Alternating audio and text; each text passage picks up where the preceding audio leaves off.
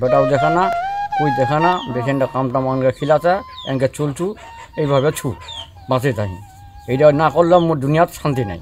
ঠাকুরগাঁয়ের বালিয়াডাঙ্গি উপজেলার তেরাকোনা গ্রামের মইনুল ইসলাম ১.৫ বছর আগে এক দুর্ঘটনায় আহত হন তিনি।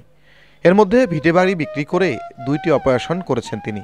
এখন প্রয়োজন প্রসবের রাস্তায় অপারেশন করা। টাকার অভাবে থমকে গেছেন তিনি। বৃদ্ধ স্ত্রী অন্যের বাড়িতে কাজ করে যা রোজগার করেন তাই দিয়ে চলে মইনুলের সংসার। অপারেশন না করাই প্রসবের রাস্তায় অনর্গল পানি বের হচ্ছে। পলিথিন দিয়ে বেঁধে রাখতে বাধ্য হয়েছেন প্রসবের রাস্তা। তার অপারেশন ও ওষুধ খরচ বাবদ ৬০,০০০ টাকার প্রয়োজন।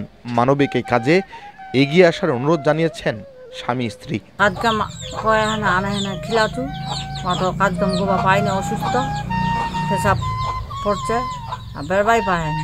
ধানটা পড়ে গেল, পড়ে যাওয়ার গাছটা ঢাকা লাগিয়েছিল, ঢাকা লাগানো রক্ত থামে গেছিল, ওটা অবসান করেছি, রক্ত পাইছিল।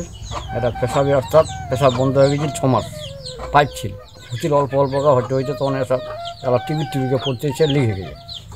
এই সমস্যা, এখন পয়সা করি নাই, গরিব লোক, বাইক এটা বিঘা দিচ্ছি আর নাই, এই জন্য আমি করেছু, কোনো বুদ্ধি নাই। এখন এই অবসনের টাকার জন্য আমার ৬০,০০০-৭০,০০০ টাকা কেট পাবো, গরিব লোক কোনো নাই। এইটার জন্য আমাকে দেন ৫০-৬০,০০০ টাকা, তাহলে আমি এটা অবসন হয় ভালো হতে পারি।